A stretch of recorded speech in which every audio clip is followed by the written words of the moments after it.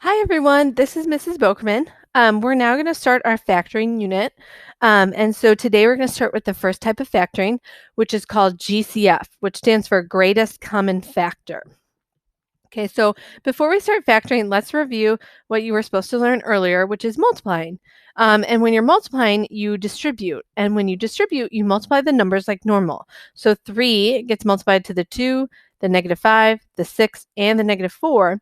And then when I go to multiply x's, I add my exponents. So an x squared times an x cubed is 2 here, 3 here. That actually makes 5 of them. And I can continue and distribute at the same time. So this would be my answer, 6x to the 5th minus 15x to the 4th plus 18x cubed, and then 3 times 4 is -12x squared. Because this one doesn't have any x's, but this one has 2 of them, so I still have 2. So this is prior to that. You learned how to multiply. So factoring is actually undoing the multiplication. You're undoing the distributing. Okay, so consider this. Now I'm going to give you actually this, and I'm going to expect you to come up with this as your answer. Okay, so from the warm-up, let's talk about how I would do that. So now I'm going to give you these types of problems. And the first thing that you're going to do is you're going to consider the numbers. You're going to look at the 6, the 15, the 18, and the -12. And you have to think, what is the highest, greatest number that actually divides evenly into all 4 of those numbers? Okay, now we kind of already know the answer is 3, but if you didn't, you would consider 6, 15, 18, 12. What's the number that goes into all of them? 3.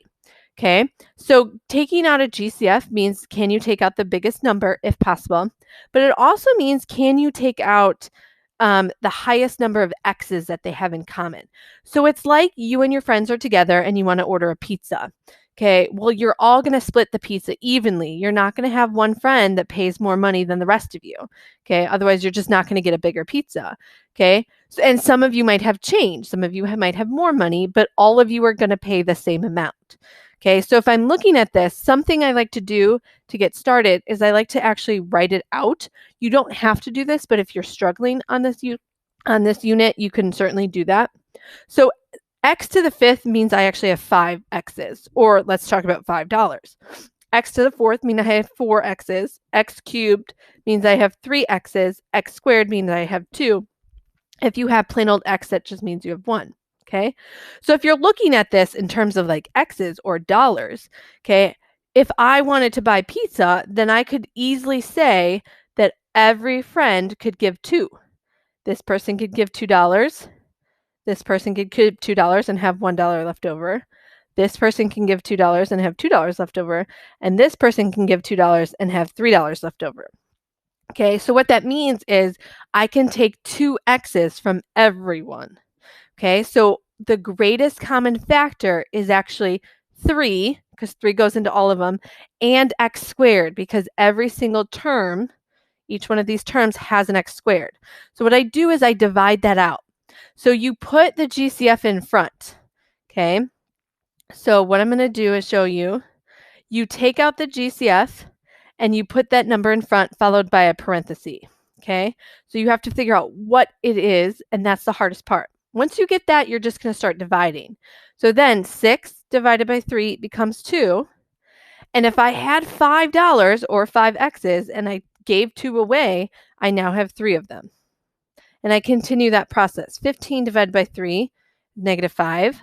And if I had 4 x's, but I took 2 away, I now only have 2. Similarly, 18 divided by 3 is +6. I had 3 x's, but I took 2 away, so now I only have 1 x. And then -12 divided by 3 is -4. And if I had 2x squareds, but I took them all away, then I have no more x's. I have no more money. And then that's when I close parentheses. Notice I have 4 things, and notice in my parenthesis I have 4 things. Okay, I should be able to take this 3x squared and distribute it and get back to where I started. That's how you know you did it correctly. Okay, so let's try a few more that we don't know the answer to. Okay, so I have these 3 problems for you. Again, when it says factoring, sometimes you're going to take out just a number. Sometimes you're only going to take out a variable. Sometimes you're going to take out both, a number and a variable. It just depends. Okay, so step number 1 is look at the numbers. I think that's easier. So I have a 12 and a 5. So if you think about that, they don't have a number in common other than 1. Okay, so there's no number. However, they do have some x's. So I went ahead and I wrote that this one has 2 and this one has 1. So if I was going to buy some pizza, they would all give me 1x. So that is the GCF. So now I'm going to divide each of them by x. So I'm going to put the GCF out in front, followed by a parenthesis. Okay, so I did it. 12 divided by 1 is still 12, but now I only have 1x because I took 1 away. And then I still have the -5, but now I have no more x's. And this is the answer. Okay, so for number 1, they could only give me an x. That was the GCF. So the GCF goes out front, and what's left over gets put in the parentheses. Okay, so for number 2, I have 16 and 8. And so you have to take out the highest number. So like 4 would be wrong, even though 4 goes into 16 and 8. The highest number that goes into both of them is actually 8. Okay, so you have to take out the highest number. I like to look at the lowest number and see if that number actually goes into the other one, because that's always going to be the highest.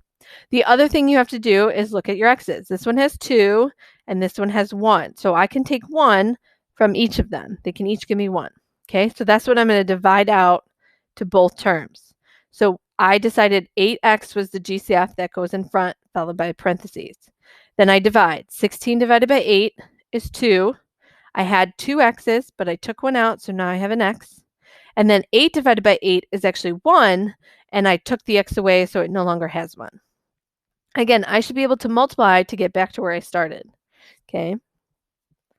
All right. 32, 16, -40. You have to find the highest number. Okay. My hint is they're all even, so you know they can be divisible by 2, but can it be something even higher than that? Okay.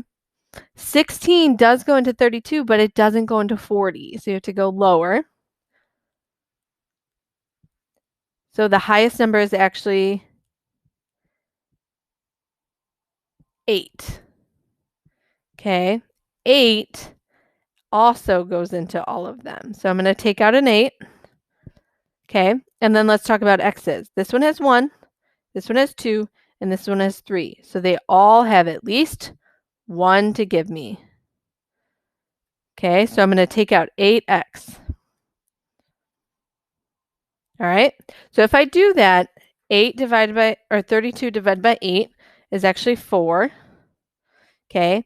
I started with x cubed, but I took 1 away, so now I have x squared. Okay. But in front of there, I'm going to put 8x right in front. All right, then I go on to the next one. 16 divided by 8 is actually 2. And I had x squared, but I took 1 out, so now I just have 2x. And then the last one, 40 divided by 8 is actually -5.